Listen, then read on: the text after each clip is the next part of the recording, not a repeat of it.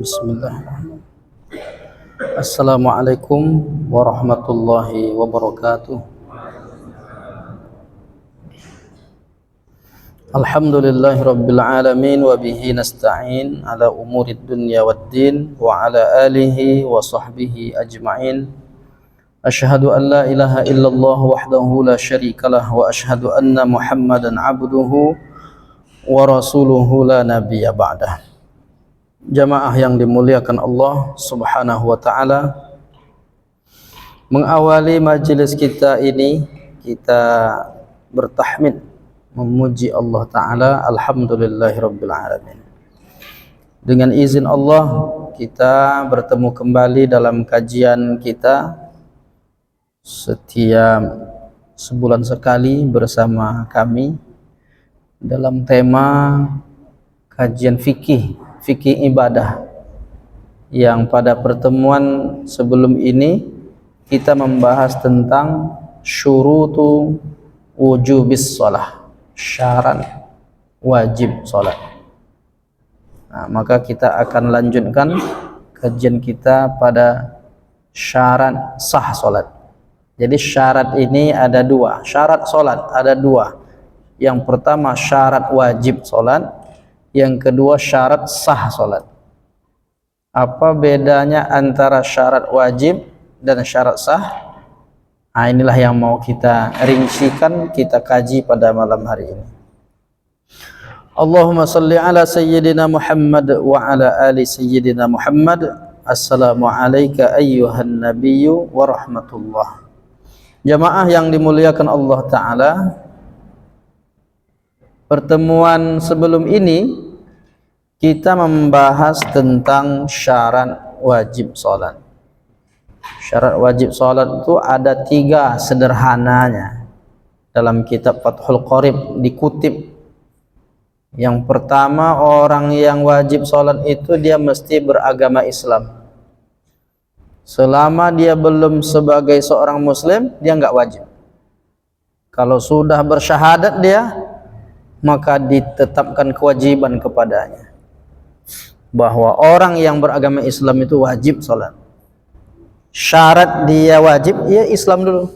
Selama belum Islam, dia tidak wajib melaksanakan salat. Tapi orang Islam yang bagaimana? Orang Islam yang sudah baligh. Artinya kalau dia belum baligh, dia pun tidak wajib.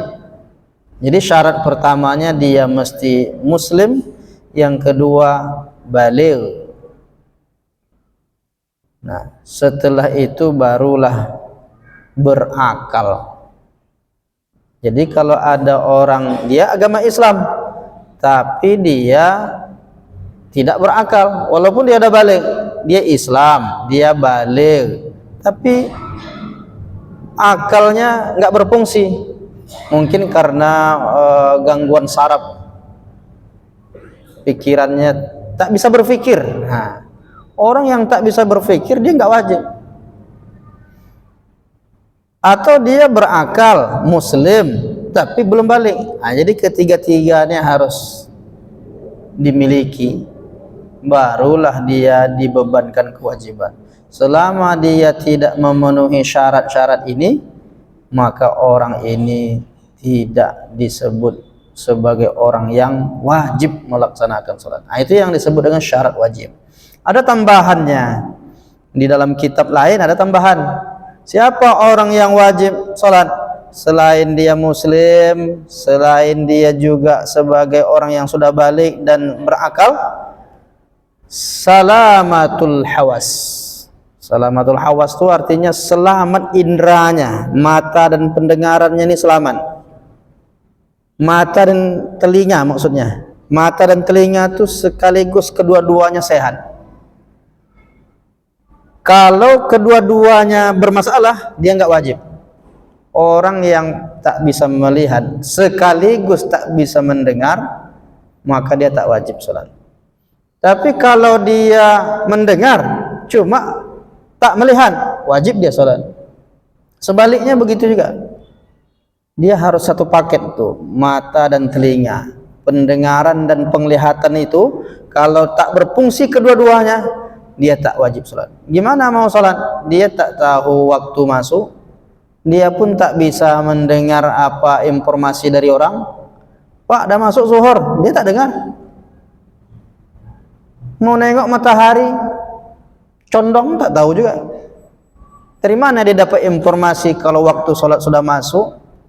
Maka orang yang zihn atau khususnya pendengaran dan mata ini, penglihatan ini tidak berfungsi, dia pun tidak dibebankan kewajiban untuk melaksanakan sholat.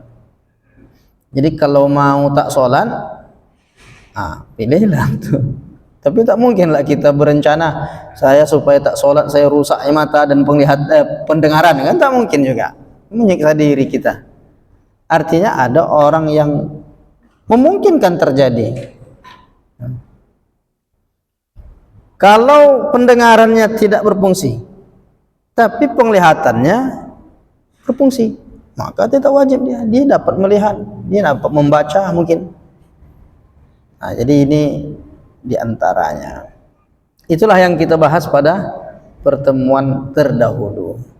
Sekaligus mau menginformasikan infak Bapak Ibu kemarin itu, yang pembebasan lahan itu sudah kita salurkan. Ini sekaligus melapor nih, karena jamaah ikut berinfak untuk pembebasan lahan berapa kemarin Pak? 80 juta itu sudah kita bebaskan. Di mana orang pemiliknya ini? Di Malaysia. Itulah tanah yang kita bebaskan tuh, yang 1,1 hektar tuh, yang warna merah. Yang kuning itu pondok kita, pondok pesantren Darul Khair Pak Ning, Sungai Pak Ning. Yang isu kabar berita mau dibuat jembatan Pak Ning Bengkalis tuh, itu. Jadi Pak Ning itulah pondok pesantren kita. Nah, alhamdulillah, karena ini bahasanya kemarin kita talangi dulu sebahagian, separuh lebih itu udah infak jamaah, sebahagian lagi karena pemilik tanah ini dia sangat membutuhkan karena sakit keluarganya dan tak bisa dia datang untuk menjemput duit ini, maka kamilah yang datang ke Malaysia beberapa hari yang lalu, beberapa waktu yang lalu. Langsung berangkat menuju dari Pekanbaru menuju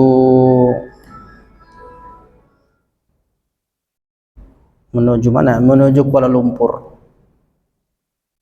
Disitulah sebentar suaranya ini bisa mengganggu.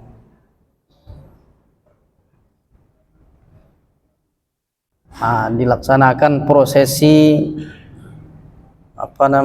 prosesi akad jual belinya. Tak berjalan. Ini akad jual belinya. Sekilas saja kita perlihatkan perjalanan singkat dari Pekanbaru ke Kuala Lumpur, kemudian sampailah ke Johor, Temerloh.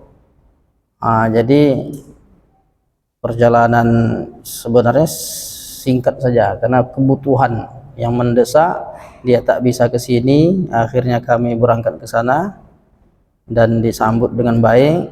Sampai di Kuala Lumpur dijemput, kemudian sampailah ke Temerloh. Agak-agak 3 jam lebih lah dari Kuala Lumpur menuju Temerloh itu. Lalu di sanalah disambut dengan baik dan dilaksanakan. Itu rumahnya, lokasi pemilik tanahnya itu. Disitulah disiapkan pisang goreng. Pisang goreng godok itu. Jadi disilahkan itulah uang Bapak Ibu tuh 80 tuh. Itu langsung akad jual belinya.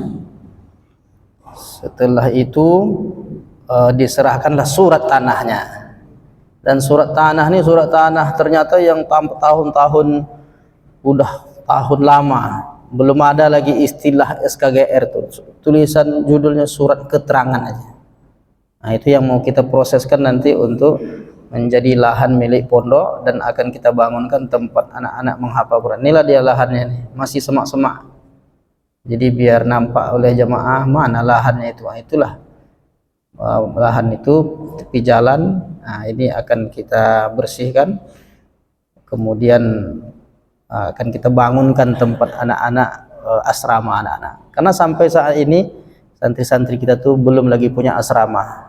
Karena lahan ini dijual lah, kita akan laksanakan nanti pembangunan bertahap. Nah, di samping itu Bapak Ibu, ini kelanjutannya. Dulu saya juga pernah bercerita tentang musola yang pernah roboh waktu kami ngaji dulu kecil-kecil. Jadi dibangun lagi. Ini dah jadi musolanya ini. Nah, di belakang inilah asrama putri, santri putri. Dan sekarang santri putri ini pun udah tak bisa lagi membangun karena tanahnya sangat kecil. Maka kita pun akan bebaskan juga lahan sebelahnya nih. Ini lahan yang mau dibebaskan ini lebih kurang 1/2 hektar. Jadi yang kemarin putra, yang ini putri. Sudah dijumpai pemiliknya, tak sampai ke Malaysia. Pemiliknya orang Pekanbaru. Jadi bisa dihubung jumpai, disampaikan niat kami. Rupanya dia juga tak mau mewakafkan. Sebetulnya kita tawar dulu, mau enggak mewakafkan? Mau dijual Pak Ustaz. Berapa mau dijual? Dijual 50.000 per meter. Jadi ini kalau diniatkan wakaf 1 meter 1 orang pun bisa menjadi investasi akhirat kita. Insya Allah ini kita bebaskan untuk pengembangan untuk santri putri kita. Itulah informasi. Sekarang kita mau masuk ke syarat sah sholat. Kemarin kita bahas syarat wajib sholat. Setelah 3 poin kita bahas, kemudian kita masuk setelah syarat wajib sholat ini, kita masuk ke syarat sah sholat. Apa yang membedakan antara syarat wajib sholat dengan syarat sah sholat? Itu kita bedakan dulu. Kalau syarat wajib itu pada diri orang itu, dia mesti sebagai seorang muslim. Status orang itu, dia sebagai seorang muslim. Status umurnya dia sudah balik. Status kesehatan pikiran dia sudah berakal. Itu kan tentang diri seseorangnya. Itu wajib. Siapa yang wajib sholat? Dia yang sudah beragama Islam, dia yang sudah balik, dan dia yang berakal, sehat indera pendengaran dan penglihatan. Nah, adapun syarat sah itu beda. Kalau syarat sah sesuatu yang harus dipenuhi sebelum melaksanakan sholat agar sholat itu menjadi sah. Hal-hal yang harus terpenuhi, tak berkaitan dengan status dirinya, tapi persiapan apa yang dia siapkan. Ada beberapa, 5 poin. Kalau tadi syarat wajib itu 3 atau 4, tapi kalau syarat sah ini ada 5. Dan dia punya konsekuensi sama dengan rukun. Nah, kalau rukun sholat juga hubungannya dengan sah. Tapi bedanya syarat sah dengan rukun sholat, syarat sah sholat dengan rukun sholat. Kalau syarat sah sholat ini yang harus terpenuhi sebelum mengerjakan sholat. Tapi kalau yang rukun sholat, hal-hal yang harus terpenuhi di dalam sholat. Selama sholat itu berlangsung, ada Al-Fatihah, ada ruku, ada i'tidal. Di dalam sholat itu harus ada. Satu saja di antara rukun sholat tak terpenuhi, maka sholatnya tidak sah. Tapi kalau syarat sah, persiapan menuju sholat harus dipenuhi dulu. Kalau sudah terpenuhi, lalu dia sholat, baru sah sholatnya. Jadi sama-sama menyebabkan sholat itu sah atau tidak, cuma letaknya di mana. Syarat sah ini letaknya sebelum sholat, rukun sholat letaknya di dalam sholat. Bisa dibedakan Bapak Ibu? Alhamdulillah. Tapi kurang kuat jawabannya, macam-macam tak yakin. Tapi insya Allah bisa dipahami. Sebelum ini di dalam. Kan mudah untuk memahami. Nah, sekarang yang sebelum sholat itu apa yang harus disiapkan?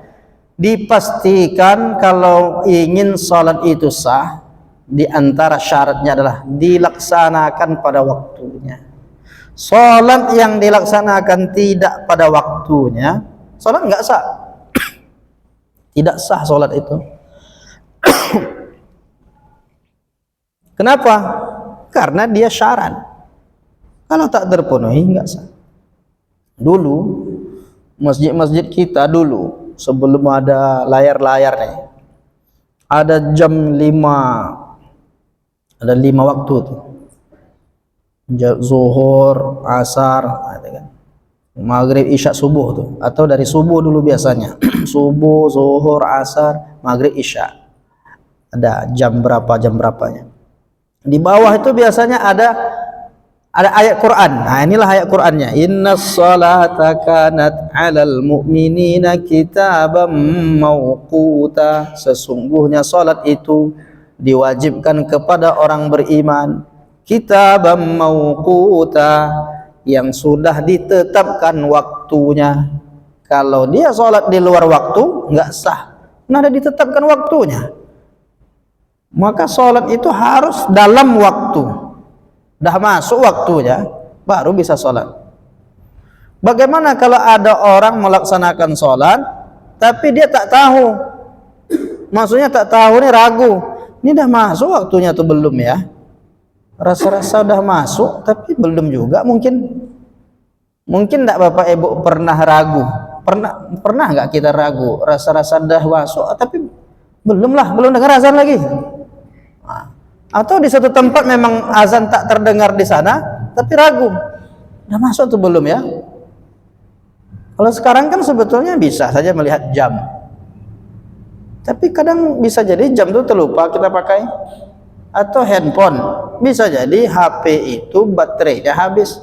Kan memungkinkan kita ragu ingin sholat ini sudah masuk waktunya atau belum. Maka kalau kita tetap sholat dalam keadaan ragu, maka sholat itu dinilai tidak sah. Ragu kita, dah masuk atau belum? Walaupun sudah masuk. Umpamanya ini umpama. Sebetulnya udah jam 2 siang. Coba kita meragu, karena jam tak ada saat itu mungkin ya. Mungkin keadaan itu memungkinkan. Tidak ada tanda-tanda kalau ini dah masuk waktu sholat. Tapi kita yakin aja, maksudnya yakin tapi bercampur ragu, tidak ada kepastian. Ya bisa juga, tapi bisa juga belum. Udahlah, sholat aja lah saya. Rasa-rasanya dah masuk nih, tapi menyisakan keraguan di dalam hati. Nah, kalau begitu bermakna ragu. Kalau yakin itu betul-betul yakin, pasti tahu persis.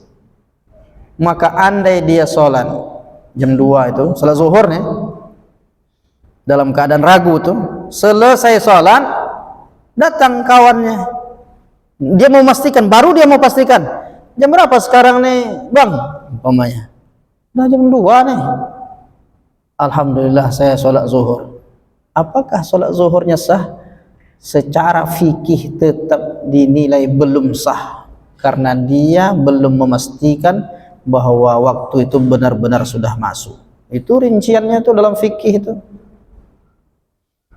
Meskipun ternyata sudah masuk waktunya, namun dia tidak tahu dengan persis apakah sudah masuk waktunya atau belum, maka andai dia sholatnya tetap tidak sah.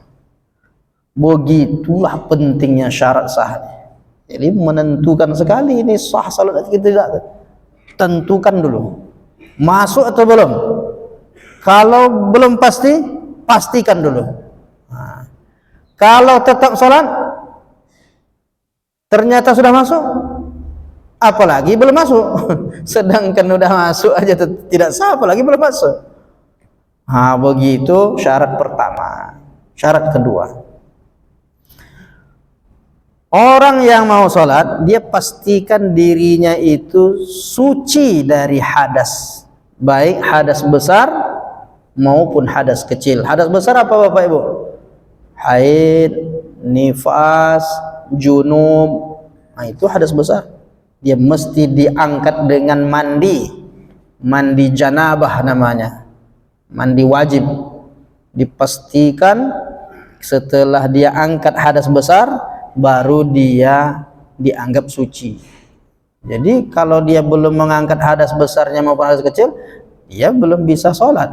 Karena syarat sah, kan? Syarat sah sholat itu dia harus memastikan dirinya suci dari hadas besar dan hadas kecil. Itulah yang disebut oleh Allah dalam surah Al-Maidah ayat 6. Ya ayyuhalladzina amanu idza qumtum ilas salati fawsilu wujuhakum wa aydiyakum ilal marafiq. Hai orang-orang beriman, apabila engkau hendak melaksanakan salat. Nah, kalau mau akan melaksanakan salat, gimana? Angkat hadasnya. Gimana cara ngangkat hadas kecil? Fawsilu wujuhakum, usap wajahmu, wa aydiyakum ilal marafiqi, basuh tanganmu sampai ke siku, wudu. Wamsahu bi ru'usikum, usaplah kepalamu, wa arjulakum ilal ka'bain, basuhlah kakimu sampai ke mata kaki. 4 yang anggota wudu yang wajib itu 4. Telinga itu sunat, yang wajib itu 4. Wajah, tangan sampai ke siku, kepala, kemudian kaki. Adapun niat sama tertib, nah itu tambahan untuk melengkapi, karena niat itu memang bahagian dari rukun. Tertib pun harus dilakukan, karena kalau kaki dulu baru tangan nggak sah. Begitu dalam mazhab Syafi'i penjelasannya. Nah, namun dalam ayat ini juga ada kalimat sesudah basuhlah kakimu sampai ke siku. Apa kalimatnya? Wa arjulakum ilal ka'bain.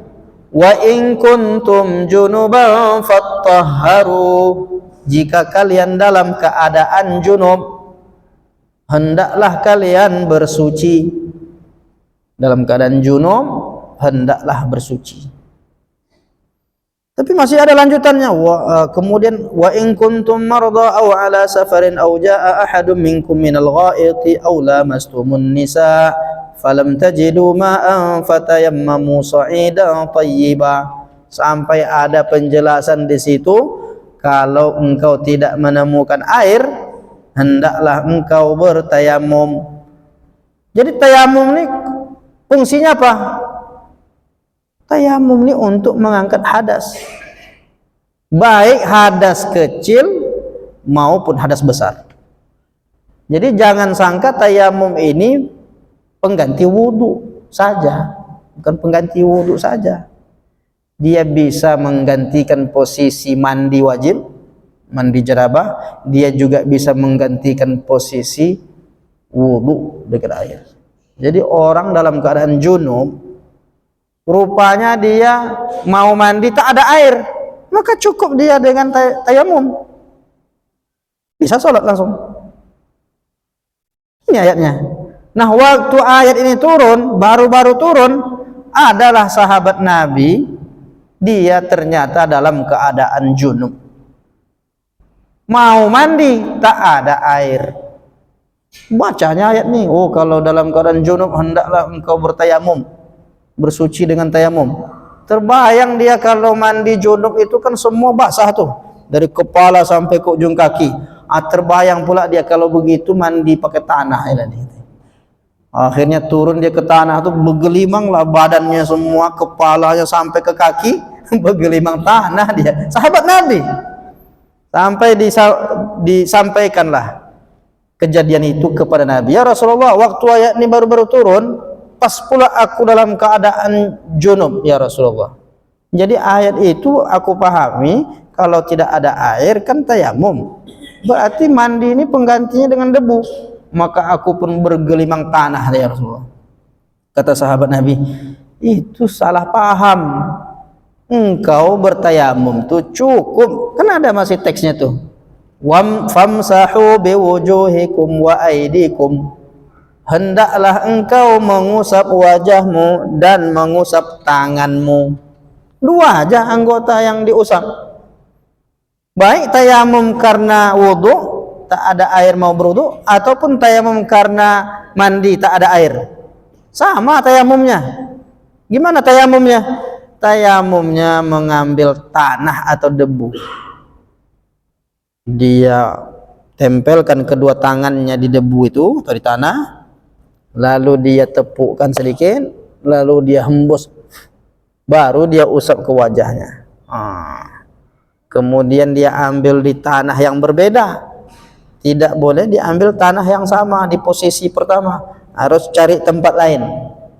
Kemudian dia tepuk lagi sekali, dia hembus lagi, lalu dia usapkan di punggung tangan. Jari 4 jari ini dia bagi 3, 1, 2, 3. Jari yang 4 ini di punggung tangan, sampailah ke siku. Kemudian yang tengah tadi ini perut tangan ini, maka di perut sebelah sini, bukan di punggung tangan, di perut. Maka bertemulah ibu jari dengan ibu jari. Jadi 1, 2, 3, bertemu dia ke ibu jari. Begitu juga punggung ini, nanti ini perut tangannya di perut ini, lalu bertemu dengan ibu jari, bertemu dengan ibu jari 3. Ini sederhana. Wajah, tangan, selesai. Jangan mandi dengan tanah, dan jangan buat macam wudhu, debu di habis itu kumur-kumur dengan debu itu kan, atau masukkan air ke hidung, masukkan debu ke hidung, batuk sudahnya kita. Habis itu nanti setelah wajah, tangan sampai ke siku, kemudian usap kepala dengan debu, nggak ada. Mengusap telinga apalagi masuk debu ke telinga, atau diusap kaki dengan debu, tak perlu. Yang diusap saat tayamum itu wajah dan tangan saja, selesai. Mau sholat langsung sholat, tetapi pastikan bahwa tayamum itu berlaku untuk sekali sholat. Dia tidak bisa untuk, andai kita tadi ini tidak ada air lah umpamanya, andai tak ada air, lalu kita sholat maghrib tadi umpamanya dengan tayamum semuanya, karena umpamanya lampu mati udah sekian bulan umpamanya, kalau udah sekian bulan payah kita cari air itu, tayamum lah kita umpamanya nih, berandai. Andai kita tayamum, maka masuk kita ke masjid, lalu sholat tahiyatul masjid, maka kita tak bisa sholat maghrib kecuali tayamum lagi. Nah, oleh karena itu pastikan tayamum itu untuk sekali sholat. Makanya orang tayamum dia agak sulit juga kalau memang tak tayamum lagi lah. Ya tidak sama dengan wudhu. Kita nih sebelum maghrib nih wudhu, sampai saat ini belum batal lagi. Nanti azan, habis itu kita sholat isya, belum batal wudhu, bisa kita sholat. Tapi untuk tayamum nggak ada istilah saya belum batal tayamum, itu nggak ada. Dia hanya diperuntukkan sekali sholat, otomatis kalau mau sholat lagi mesti tayamum lagi. Maka niatnya nawaitu tayammuma listibahatis sholati fardhan lillahi ta'ala. Sengaja aku bertayamum untuk membolehkan sekali sholat fardu karena Allah Ta'ala. Itu fungsi tayamum. Jadi orang yang mau sholat, dia dipastikan harus dalam keadaan suci dari hadas besar atau hadas kecil. Selama dia belum mensucikan dirinya dari hadas, maka sholatnya tidak sah, karena syarat sah sholat yang kedua ini adalah suci dari hadas besar dan hadas kecil. Masuk kita yang ketiga. Yang ketiga, orang yang ingin sholatnya sah, dia pastikan bahwa dia mesti mensucikan badannya, suci badannya, pakaiannya, tempat sholatnya dari najis yang zahir. Kalau hadas itu kan dalam keadaan diri kita, batin, ya kan? Tapi kalau yang zahir ini najis, ada najis ringan, yang kalau kencing bayi yang baru lahir dipercikkan saja, najis ringan tuh. Kemudian ada najis sedang, mutawassithah, ada najis, kalau najis mutawassithah ini dicuci, dibersihkan sampai tidak ada lagi bau, kemudian warna tidak berubah. Kemudian yang berat namanya najis mughallazah. Najis mughallazah ini ya jilatan anjing. Jadi kalau umpamanya dia menjilat salah satu badan kita, salah satu atau pakaian, nah itu tak bisa dipakai, itu kena najis. Dia mesti dibasuh salah satu 7 kali, salah satunya dengan tanah, namanya disama. Nah, itu memang begitulah ketentuannya oleh Allah. Lewat lisan Nabi ditentukan bahwa najis berat itu harus disama. Tapi perlu kita tahu bahwa kalau kita mau sah sholat ini, karena syarat sah, apakah maksudnya badan kita itu harus bersih dari najis? Umpamanya tangan kita ini kena kencing cucu kita, berarti kan najis. Nah, itu yang dimaksud itu harus dibersihkan. Atau pakaian kita kena kotoran, maka tidak bisa dipakai ketika kita mau sholat. Nah, harus pasti. Tapi kalau cuma keringan, itu enggak najis. Kadang-kadang ada orang, kenapa tak sholat pak? Berkeringat asalnya badannya, rasanya tak sah sholatnya. Dia bukan najis. Keringat bukan najis. Ada lagi orang, kenapa tak sholat pak? Kain saya nih, celana saya basah, kena becek, kena lecah, katanya kan. Jadi nantilah saya gantikan. Itu becek itu kan air bercampur tanah. Air suci, tanah suci. Bahkan tanah itu bisa untuk dipakai untuk tayamum, mensucikan. Cuma kadang-kadang sebagian orang itu jadi alasan untuk tidak sholat, kecuali jelas bernajis tanah itu atau air itu, dipastikan ada najis, ya baru kita mengatakan ini perlu dibersihkan dulu sebelum sholat. Kemudian tempat sholat, begitu juga tempat sholat. Tempat sholat ini dia harus dipastikan tempat sujud kita tuh, antara kita berdiri sampai ke sujud itu betul-betul bersih dari najis, tak ada najis. Kalau ada najis, apalagi najis itu sampai mengenai tubuh kita atau pakaian kita, maka batallah sholat. Andai najis itu bersebelahan, ini sebelah posisi tempat sujud kita ini, dia sebelah nih, kotoran ayam umpamanya, apakah sholat kita sah? Selagi tak kena, sah sholat tuh, karena tempat sujud kita bersih. Cuma sanggup enggak ketika sujud tuh, kayak ayam sebelah, masalahnya aromanya kita tak nyaman, makanya dibuat nyaman tuh bersih sekitarnya itu. Nah, jadi yang penting secara hukum, selagi tidak terkena kita atau tempat sujud kita tuh ada najis, maka harus dipastikan dulu najis itu tidak ada di situ, baru bisa dilaksanakan sholat. Wathiyabaka fatahhir. Jadi kata Allah dalam Al-Quran surah Al-Mudaththir ayat 4, sucikanlah pakaianmu. Thiyabaka, pakaianmu, fatahhir, maka sucikanlah. Jadi kalau dia terkena najis, dia bersihkan dulu, baru dia berwudu. Prosesnya itu. Yang keberapa lagi?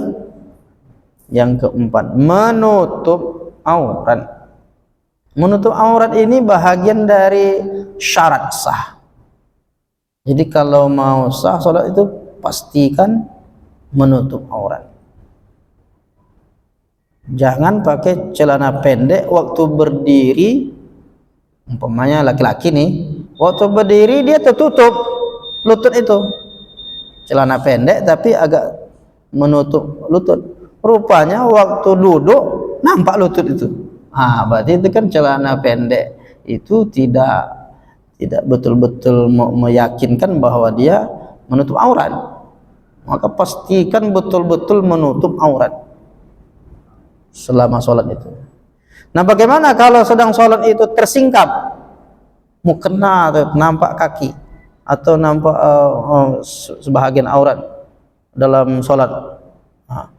Kalau dia sadar dan dia tahu itu terbuka auratnya dalam sholat, dia bisa tutup langsung. Sekilas saya tutup langsung. Tapi kalau dia umpama biarkan, batal. Jadi sekilas itu kena angin tiup, dia tutup langsung, maka itu tidak membatalkan. Dan bedanya mazhab Syafi'i dengan mazhab Hanafi dalam bab ini, khususnya perempuan, itu tentang aurat kaki. Jadi kaki ini dalam mazhab Hanafi bukan aurat. Sehingga orang-orang India itu kalau dia Pakistan, Bangladesh, Turki itu kan mazhabnya Hanafi. Mereka kalau sholat nampak kaki perempuan itu enggak batal sholatnya menurut versi mazhab Hanafi. Karena mereka berdalil dengan ayat Quran, illa ma zahara minha, kecuali yang biasa tampak. Yang biasa tampak itu kaki. Nah, jadi kalau tampak pun enggak sampai menyebabkan sholatnya batal. Tapi dalam mazhab Syafi'i itu pakai dalil. Dalilnya apa? Yang disebut Asma itu. Apa kata Nabi? Ya Asma, innal mar'ata idza balagatil mahid lam yasru ayyura minha syai'un illa hadza wa hadza. Wahai Asma, adiknya, saudarinya Aisyah radhiyallahu anha. Perempuan itu kalau sudah sampai usia haid tidak boleh terlihat dari dirinya kecuali ini dan ini, wajah dan telapak tangan. Berarti kaki termasuk aurat. Makanya ulama mazhab Syafi'i pun mengatakan. Cuma kadang-kadang kita orang Indonesia nih pas umroh atau haji menengok orang India tuh sholat nampak kakinya ibu-ibu tuh, risaunya kita, apa lu sholat macam itu? Mana sah sholat? Karena kita pakai kan mazhab kita. Tapi kalau kita tahu, oh ternyata ini perbedaan mazhab. Itu yang keempat. Dan yang terakhir, menghadap kiblat. Wa min haitsu kharajta fawalli wajhaka syatral masjidil haram. Dimanapun engkau keluar, dari manapun dan berada dimanapun, hadapkan wajahmu ke Masjidil Haram. Jadi maksudnya kalau sholat dipastikan menghadap ke Ka'bah. Jadi kalau mau sah sholat, syaratnya harus menghadap ke Masjidil Haram atau menghadap ke Ka'bah. Nah, cuma masalahnya kadang polemik itu di masjid-masjid kita ini, itu ada pergeseran. Nah, kan banyak masjid sekarang tuh bergeser dia ke kanan sedikit. Sebetulnya dalam konteks mengarah ke kiblat ini kan ada dua. Yang pertama namanya jihatul Ka'bah. Nah, yang pertama itu mengarah ke Ka'bah. Yang satu lagi ainul Ka'bah. Harus persis. Tidak boleh bergeser sedikit pun. Nah, itu kan konteksnya itu apa? Kapan ainul Ka'bah? Kalau orang berada di Masjidil Haram, dia betul-betul harus menghadap persis ke Ka'bah. Tapi kalau dia jauh dari Masjidil Haram, yang penting mengarah ke sana. Agak-agak sedikit, miring sedikit, itu dimaafkan. Begitu pemahaman ulama-ulama kita sejak dulu. Cuma sekarang nih kan orang karena teknologi canggih ini, dia ingin persis. Karena udah bisa dilihat dari Google Map, dari Kiblatnet, banyak kan metodenya itu hisab ru'yah, maka diundanglah dari Badan Hisab Ru'yat untuk menentukan di mana kiblat kita nih, salah atau tidak. Padahal kalau dia cuma bergeser sedikit sama dengan di situ Ka'bah. Sekarang saya menghadap pas. Kalau saya menghadap ke sini masih dapat. Menghadap ke sini masih dapat. Beda sedikit aja. Maka sesungguhnya itu jangan sampai kita berkelahi. Kadang-kadang konflik di masjid-masjid kita ini gara-gara ini konflik. Nah, oleh karena itu kita sadar memang harus menghadap kiblat karena memang syarat sah. Kalau tak menghadap kiblat memang tidak sah. Kecuali memang sudah melenceng betul kiblat, itu baru diluruskan. Tapi kalau melenceng sedikit ini masih dapat. Sedikit aja dapat. Wallahu a'lam bishawab. Inilah 5 perkara atau 5 poin yang kita bahas sebagai syarat sah solat. Sebagai kesimpulan, apa syarat sah solat? 1, dilaksanakan pada waktunya. Yang kedua tadi, suci dari hadas besar dan hadas kecil. Yang ketiga, suci badan, pakaian, tempat solat dari najis. Yang keempat, menutup aurat. Yang kelima, menghadap kiblat. Nah, itulah 5 poin yang kita bahas pada malam hari ini, mudah-mudahan bermanfaat. Ada yang mau didiskusikan? Tak ada. Alhamdulillah, karena waktu udah masuk kan. Biasanya kalau masih ada space waktu sebelum masuk kan ada pertanyaan. Tapi kalau udah masuk ini jamaah tuh risau juga mau bertanya. Nah, jadi itulah mungkin kajian kita, mudah-mudahan bermanfaat. Kalau ada mau ditanya-tanyakan pada pertemuan yang akan datang bisa kita bahas lagi. Inilah yang dapat kita kaji pada malam hari ini, mudah-mudahan bermanfaat. Insyaallah Bapak Ibu yang ada niat untuk berpartisipasi 1,50 meter, nanti kami mohon izin ada selebaran itu yang dibagi-bagikan, ada nomor rekening atau ada amplop atau bisa diisi kapan saja, untuk bulan depan pun boleh kalau ada niat dan rezeki kita untuk membebaskan lahan 1,5 hektar ini. Mudah-mudahan ini jadi amal jariah kita, diniatkan pahalanya untuk orang tua kita almarhum, almarhumah, kalau yang sudah meninggal atau kakek nenek kita, bagus kita dapat, almarhum almarhumah itu dapat. Nah, itu beramal cerdas, berwakaf cerdas. Mudah-mudahan bermanfaat untuk diri kita, juga bermanfaat untuk orang-orang di sekitar kita yang telah mendahului kita. Berkah selalu rezeki Bapak dan Ibu. Saya ucapkan terima kasih atas partisipasinya. Barakallahu fikum jami'an. Subhanakallahumma bihamdika asyhadu an la ilaha illa anta astaghfiruka wa atubu ilaik. Wassalamualaikum warahmatullahi wabarakatuh.